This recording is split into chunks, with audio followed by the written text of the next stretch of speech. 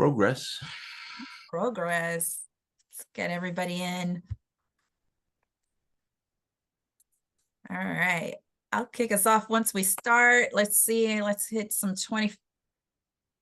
Got all the numbers rolling in. I love it. Hello and welcome to ION ESI, our monthly update on job trends in the industry. This is hosted by True Staffing and ACEDS.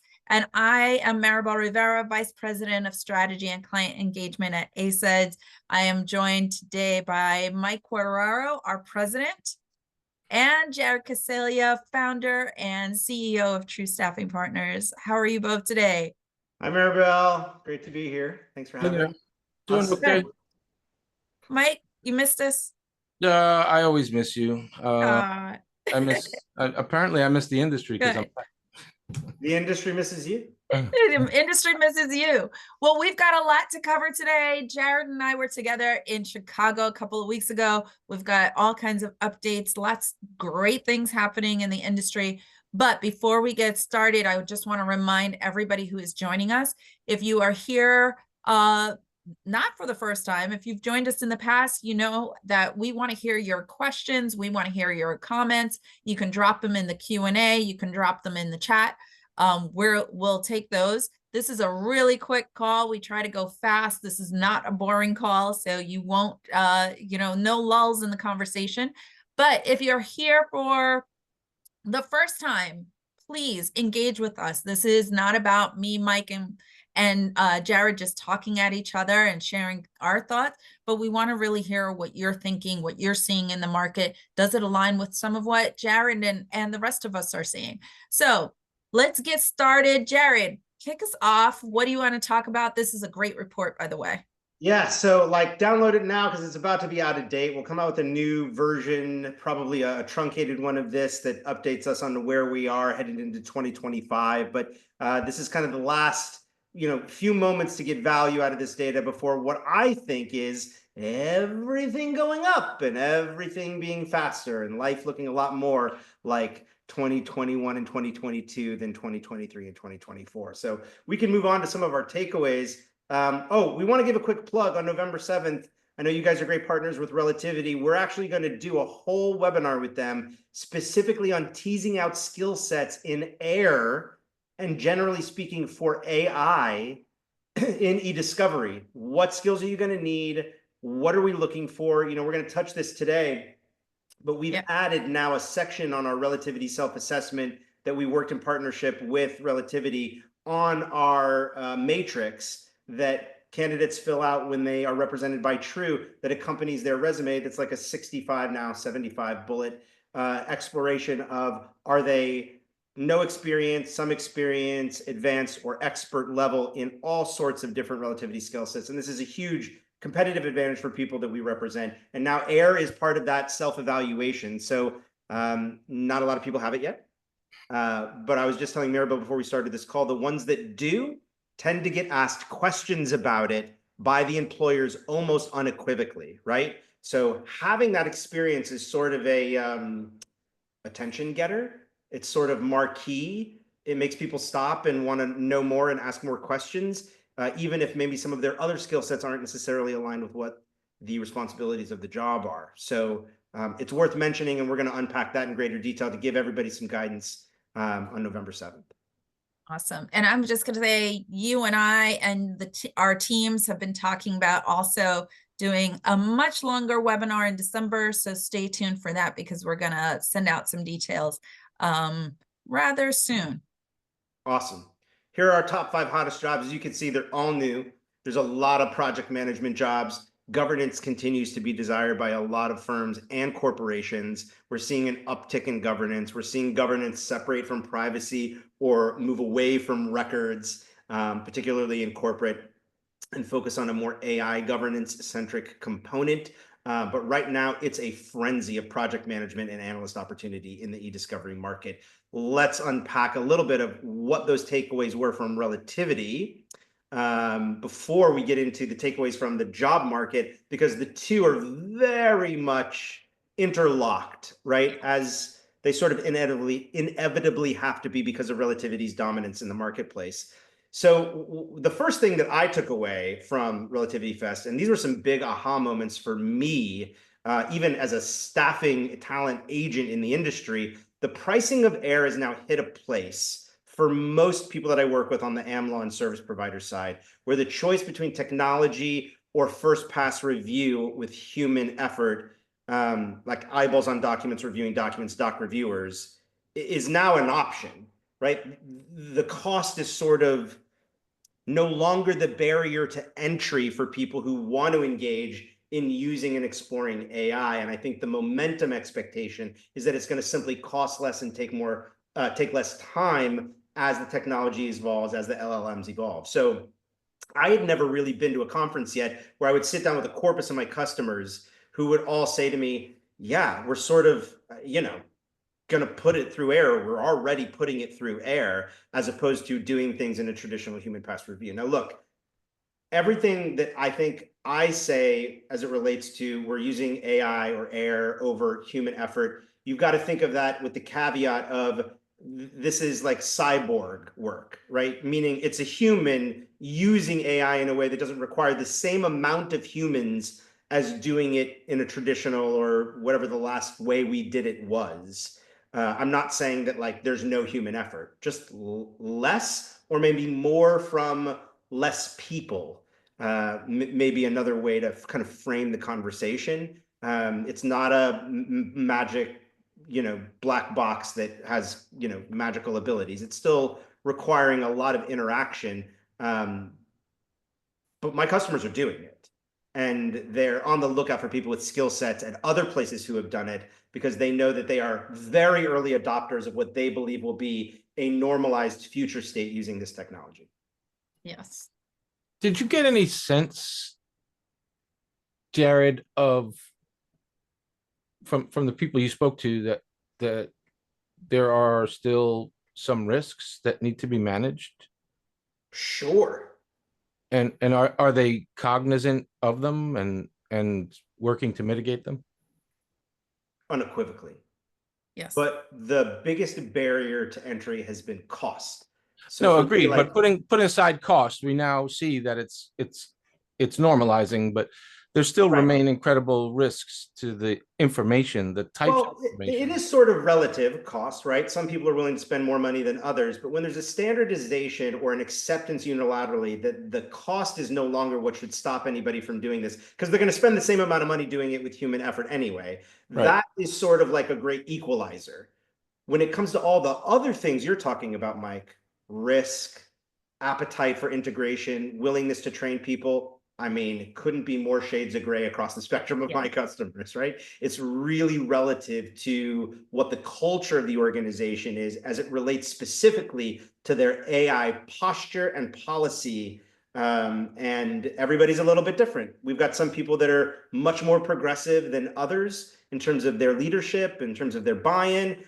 We've got others that are so large that they've found ways to get adoption or approval in very compartmentalized segments of the business. So it really is relative. And that's why, one of the things we're trying to suss out, both with this other webinar and what Maribel and I are going to, hopefully be announcing soon, that's going to happen at the end of this year, is, well, what are those skills, right? What are those tasks? What are those responsibilities? What are those expectations on employees that they had for the first time and might now need to have again and again and again? And how does that perpetuate to everybody in our community and ecosystem, so that we can start saying, here's what a job looks like for somebody who now wants to make this and be called this and have this kind of impact on a business. That's still being formulated. So, it's kind of like I said when I got into ediscovery in like 0203, it's the wild, wild west again, everybody. Everything's about to change. And like, people that are, maybe at the bottom of the ecosystem are going to find themselves potentially at the top of the ecosystem in short order if they can figure out the equation of skill sets and experiences that can hyper accelerate, nitro boost their career, putting them in a place of progressive impact value to their law firm or service provider. And I'm going to say one of the things that I've been hearing, and I've been speaking to some individuals, is if we go back to what Jared said on the slide before about information governance roles that are increasing, it's because those individuals are starting to prepare the data and they're doing a lot of that. How do you prepare for AI tools to come in? And that's one of the roles that we're seeing that people on the information governance side, at least the individuals I'm talking to, is they're using those InfoGov roles and the tools to prepare data for AI readiness. So here's the problem we're seeing with that, Maribel, because as you know, we're also really embedded in the data privacy and security communities, Yes. particularly the data privacy community, and in the corporate vertical, which is where most of the governance and AI governance adoption is really happening, not at law firms, right? It's sort of happening at law firms, but not to the depth and the programmatic depth that it's happening inside corporations. And for good reason, that's histrionics. We don't have to get into that. But I will say this. The problem with the AI governance marketplace as we see it right now is that the pay for the salaries for the roles that these corporations are trying to fill is actually less than what kind of, parallel roles in the privacy program are getting paid. But those are the people that have the skill sets necessary to come in and do these governance jobs, particularly AI governance jobs that have not only a business impact, but a regulatory scrutiny to them, right? There's not enough money in it for them to leave. The businesses aren't yet valuing AI governance quite at the same level that they're valuing privacy. And until they do, they're not going to be able to pull talent from that space. Now, that could be really good for e-discovery professionals, but hey, I hate to break it to everybody, e-discovery professionals make a ton of money too. And these governance jobs don't necessarily pay enough to attract that talent. So we're in a little bit of a weird place in the governance job market. It is very uncodified. What one place calls, a governance director, another place might have a radically different set of expectations and pay a radically different salary. And at least what we can say with e-discovery and data privacy, and to some extent cybersecurity, is we're locked into knowing what we want from the people that we hire. When it comes to AI and to some extent governance now, we are not locked into a standardization of knowing what we want to hire before we go to market, knowing what we're looking for, knowing that when we see something that's great for us, that we'll know that it's great for us. There's none of that sort of awareness in the marketplace. So great time to be a capitalist, right? Yes. Because the people that figure out that equation are going to do really, really, really well. But it's also not for everybody, Maribel. People who don't like uncertainty, people who don't like exploration, people who whose primary motivation is stability in their job. I mean, I don't know that like governance is the place that I'd be running right now. No. And then it's just the difference also between understanding, because there are roles that are data governance versus information governance. So understanding what those roles are as well. We have a quick comment in our chat. Clients are quick to push back on costs versus fees. So understanding what your firm's appetite is for putting money in on the front end is going to be interesting if the clients decide not to pay for it. And we had this conversation, right? This is one of the conversations we had during our Relativity Fest session, where we talked about, all right, you're no longer, because of first pass document review going through tools like Relativity Air, that we are going to see those costs for document review go down. But, and I think you'll talk about this a little bit, the need for more expertise, right? Subject matter experts and technology experts is going to increase. So we can talk about that a little bit more, but I just want to make sure that that's not one of your bullet points on here. Well, let's zip through these bullets and then I'll address that very quickly. Yeah. So, the short of it is, yes, law firms, in my opinion, are going to have to now rethink how they price and what they charge for and what they don't and how they do it. I think there's an opportunity here because of the uncertainty for firms to come in and have really creative pricing models or slightly altered pricing models where they're actually making more money and billing less time.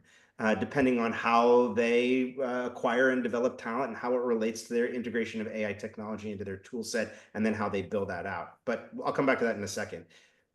What's really clear for me after Relativity Fest, and we'll see this in the numbers as we get to them today, and I'm going to talk faster now. Law firms are hiring more talent than in past years because they're subscribing to Rel 1. There are a lot of firms that are moving to Rel 1. It was a lot of law firms there with a big presence. There was not nearly as large of just a volume of people from vendors at Relativity Fest as there usually is in my experience, just out there socializing. but there were a ton of law firm people there. That's because they're all buying Rel 1. And they're starting to bring talent in-house, and we're going to see that in our numbers. AIR is moving past exploration and into adoption. So I think that ties into number one. And then these last two, I know, Maribel, were sort of tied into our conversation of figuring out role definition is going to be a future state that definitely involves AI. And then this last one, which I think we're going to do a whole big unpacking of, is without a farming system, where's the next generation of talent coming from? And I'm very clear there's not really a farming system. I mean, there are some people hiring junior level people, but there are very few what I would call programmatic farming systems developing the future generations of talent and e-discovery. And I think that is a scalable idea and model that can be built for people to find ways to get less expensive talent into their ecosystem if they're willing to really commit to a multi-year program of indoctrinating and integrating people into their business or their lit support program. But if you're looking to go buy people with skill sets, prices are going to go up. And I think people are really struggling with that on the employer side because it's been an employer's market for 2 years. It's about to become a candidate's job market again. And the data we're about to unpack will show that definitively. Mike, any thoughts, questions? Not at this time, no. Okay, awesome. All right. I'll dive in. Speed of hire slowed down more than I've seen it slow down in years this summer. People really took the summer off. Hiring managers took their time more than anybody anticipated. Macroeconomy was waiting for changes, not the least of which were a change in the Democratic nominee, waiting for the cut in rates. What we saw in September was aggressive increase in speed of hire. And we're going to show just how fast that was for mid-market employees. Almost everybody who accepted a job in September was someone we sent the resume of in August. Now, if you go back and look at the people we were getting jobs for in June and July, some of those resumes got sent in March and April, right? That's how long some of those processes took. Not the case with our project managers in September. It was less than 30 days. It's moving much faster. The other thing to consider is for the second straight month, and this is the first time in almost 24 months, every ESI job seeker who accepted an offer through True had multiple offers at the point of hire. Not all of them were through us, but often they were. And if they were considering leaving their current employer, they had at least 2 other offers to choose from, sometimes a third from a counteroffer, sometimes a third from interviewing. This is the first time we've seen that for back-to-back months. That means demand is increasing, supply is starting to equal demand, and the people that are of the greatest desire, which is in that 100 to 150 salary range for project managers and analysts, are going to now have more opportunities and opportunities to leverage opportunities than they did in the last 2 years. Net new ESI jobs hitting September matches the pace of the last 2 weeks of August. As many of you remember on last month's Eye on ESI, the last 2 weeks of August produced more jobs than all of June, July, and the first 2 weeks of August combined. That pace, the last 2 weeks of August, has continued. We're seeing an aggressive uptick in the volume of jobs, and we expect Q4 to be pretty explosive in terms of the volume of people leaving and accepting new jobs. This is the stat that ties back to the Rel 1 adoption. Law firms are hiring mid-market professionals at a higher pace than vendors at a 3.1 to 1 ratio, right? So for every 1.3 people a law firm hires, only 1 is getting hired at a vendor based on our numbers. I've never seen this in 5-6 years. I've never seen law firms hiring more people than vendors. And for me, what it signals, guys, is there's about to be a lot of hiring happening at vendors in the fourth and first quarter of next year, because this is abnormal. This is completely abnormal. The vendors are running lean. They've been struggling to hire. They've been holding out for long periods of time, putting all that work on their existing employees. Burnout is still the #1 motivator, and that chicken is coming home to roost. They cannot maintain the volume of work that's coming their way with the talent they have, and we are going to see vendors starting to hire more. I think September is sort of the last month that we'll probably see law firms out hiring vendors. Rel 1 skills are now moving more from desired to required in the job market, specifically at law firms, but not exclusively. Hiring managers aren't asking yet for new hires to have AIR skills, but they are on the lookout, and they do beg curiosity. So if you've got them, you want to articulate them, it's going to get you attention. And then I think the last thing for this month is fully remote law firm opportunities are being filled under 30 days versus hybrid opportunities that can take upwards of 90. So being fully remote, even if it's in a state where they might have to come in once a quarter, twice a quarter, those jobs get filled infinitely faster. There are significantly more employees because most of those jobs are in the 125 to 175 salary range. Most of those people are either not living in Manhattan, or if they are, they don't want to come into an office 4 or 5 days a week. So remote gets filled faster, significantly faster, which is important for hiring managers to understand from a strategic perspective, and important for candidates to understand from a timing perspective. If you're looking at 3 jobs that are in office at law firms and 1 at a vendor that's fully remote, that vendor opportunity is likely going to process you through their interview cycle much faster than the law firms, much faster, because the law firms aren't going to see as many candidates. So they might slow their roll in order to try to accommodate the lack of available talent and try to see more people over a longer period of time, as opposed to a vendor that's hiring remotely, where they can see 4 or 5 candidates remote within a couple of weeks and make a decision.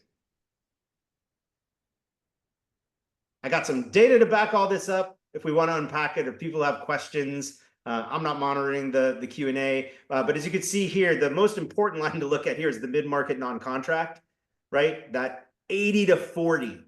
So that shows you like just how fast things picked up in September, right? The speed of hire for project managers pretty much cut in half. So if you were able to lollygag your hiring process over the summer, you're not going to be able to do that in Q4. You'll lose candidates. And believe me, I've had plenty of customers lose candidates because they just didn't move fast enough. And I'll say this, and this is important for hiring managers to hear. It matters if you're first. It matters if you wait. If somebody has a final interview and then you make an offer 2 weeks later, that candidate's going to hesitate because you hesitated. It's been 2 weeks. And that may not feel like a lot of time to somebody who's like, well, I got a lot of candidates, this, that, and the other. But I'm telling you, you leave a candidate on a shelf who's got 2 other opportunities, somebody else puts them through a process, makes them an offer. It's the same offer you made them, maybe a little worse, maybe a little bit better. They're going to take that other offer. What we're seeing here now is still a 52% likelihood based on offer accepted that if you're the first offer extended, they're going to accept it, right? It's not like Q1 and Q3, where if you were the first offer, it was pretty much guaranteed they were going to take it because they didn't have other offers. Candidates have multiple offers at the time of hire. And yes, I've had candidates get an offer and say, I just don't think it's good enough. Go ask them for another $5,000, $10,000. I've had those employers say, we're not going to budge. We're going to hold the line. If they like our culture, they'll come to us. And then they take the other offer who gives them the other $5,000 or $10,000, right? It happens a lot.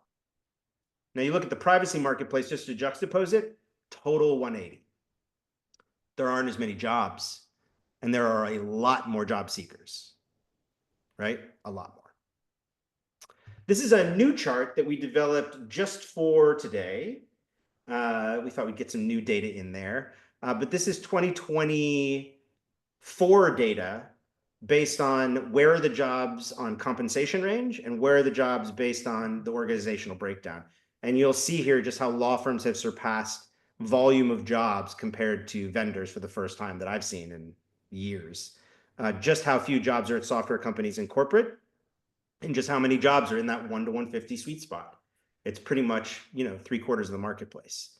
So if you're above that range, very few opportunities, right? That's only about 22% of the market above 150. And if you're trying to break into the industry, even fewer jobs out there. There is just not an appetite. Well, I shouldn't say that. There's definitely an appetite to hire less expensive people, but there's not really a talent base with the caliber of skills necessary to come into an organization at $60,000 to $90,000 and to make an impact and start billing for that price point. And that's what you and I were kind of talking about before this, Maribel, about that, the lost generation, right? Of we were all working from home, so we didn't hire a lot of entry-level people in 2020 to 2022. It was mostly experienced hires with 4+ years of experience. And so flash forward now 2 years, and there aren't a lot of people in the e-discovery industry that have 0 to 2 years experience.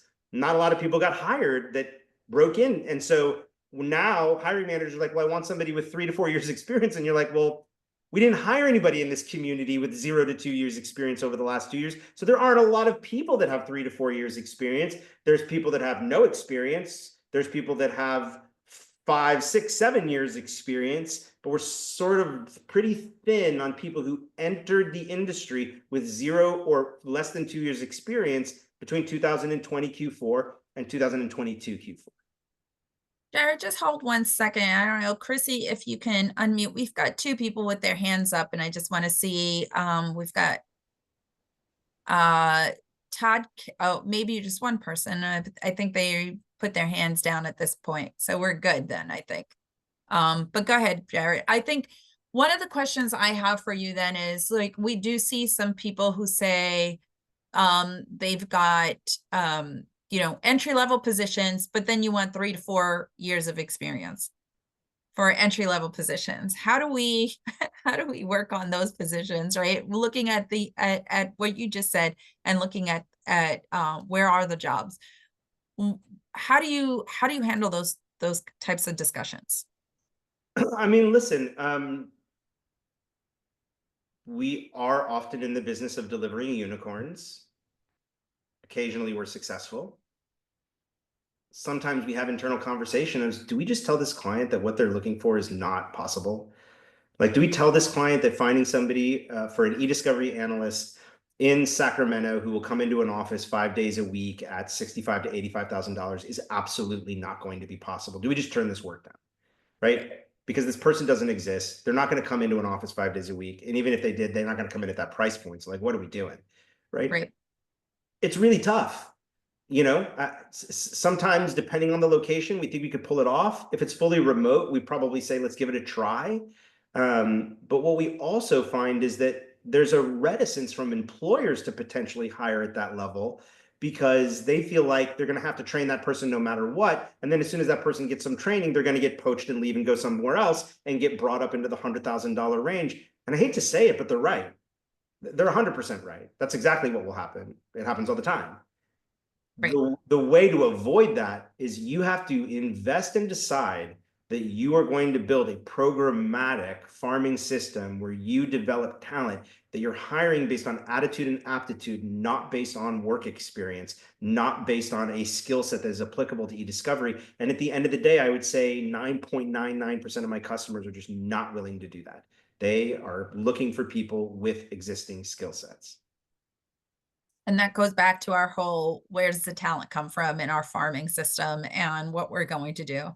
Well, and I think more importantly, and you and I were talking about this beforehand, like if that's how you're going to roll as an employer, you're going to have to pay more eventually. Eventually, Right? yes. The price of bananas don't go down, they go up, right? The price of talent doesn't go down, it goes up if it's experienced talent.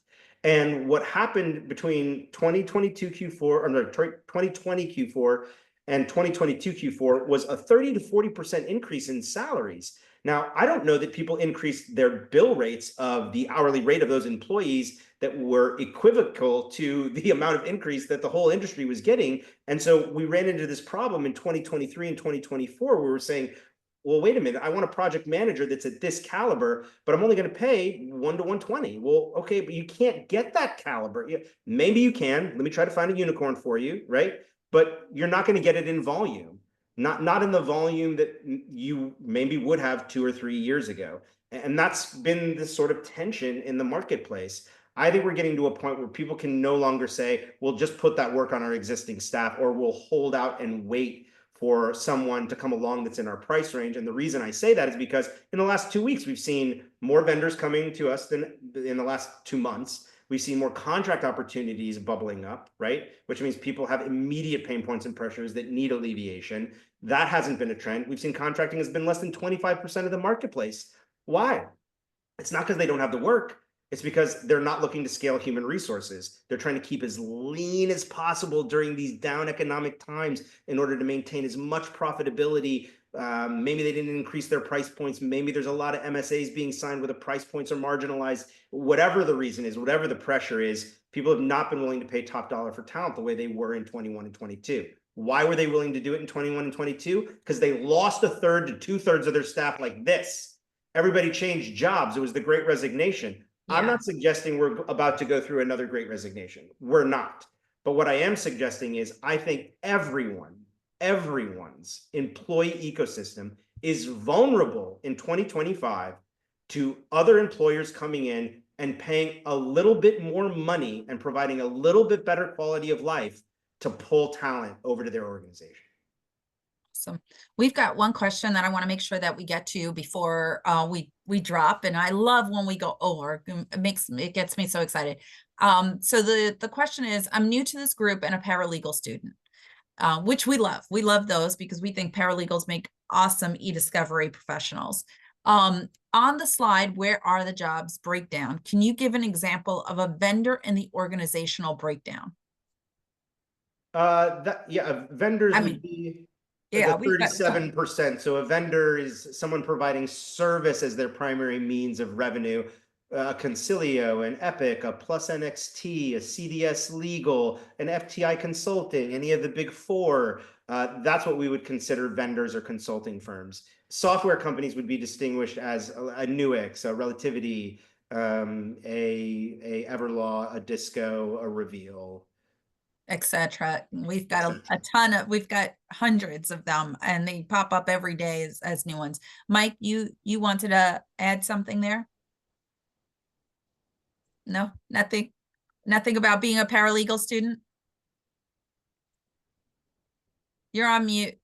My best advice for the paralegal student is go get as technical as possible if you want to be an e-discovery, because at the end of the day, you have to think of it this way if you're trying to break in. How long will it take from the time I'm employed till the time I can bill a client for the work I'm doing for them? How much is that person paying me if I take my annual salary and I break it down, divide it by 50, divide it by 42, I'm sorry, divide it by 40, divided by 52. There's your hourly rate based on your base compensation. How much is that hourly rate add up to until I start billing some of that time? What is the ROI of an e-discovery law firm or vendor going to get? And how do I shorten that gap? And how do I tell that narrative on the interview? Because if you can explain that narrative and they know that you understand the economics of the business and the importance of why getting ramped up and asking questions like, what are the billable tasks that I'm going to do? Or can I do most immediately in order to become a billable employee? Go ask that question on an interview. That's going to get you the kind of attention and interest from a hiring manager because you understand the bigger picture. Everything else is sort of noise for an entry-level employee. They're waiting for you to get ROI. And here's the good news, though, if that sounds, deterring. The good news is if you can come in at a lower price point and you can ramp really quickly, that employer is going to make a higher margin on you between the rate that they bill you at and the rate that they pay you at for the first year to 3 years of your employment with them. They might make more money on you during that period than they make if you stay with them from 3 to 6 years. Because from 3 to 6 years, you're going to start costing a lot more money to stick around, and your value is going to increase exponentially. And hopefully so does your bill rate, but maybe not. That won't be in your control. What will be in your control is I can make this employer really profitable here. The employer will make me wealthy as I continue to grow and add value in the organization. And then when you get into that next chapter, right? You're staying with an organization between 5 and 7 years.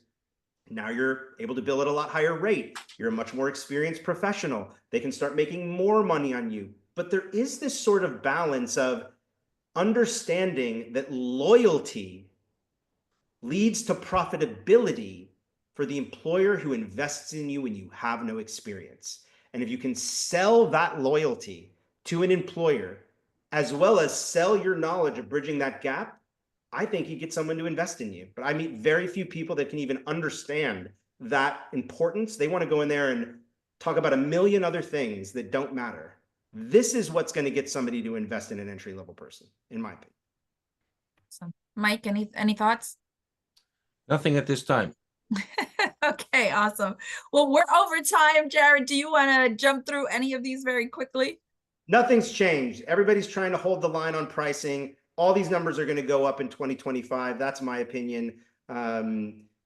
Prepare. Awesome. That's it. That's everything. And that's it. All right. We will be back next month. And then we're planning for something in December. So be sure to look for that information. We want to say thank you so much for joining us, to our return attendees as well as our new ones. We love having all of you here, and we'll see you next month. If you have any questions in the meantime, feel free to reach out to Jared, myself, or Mike.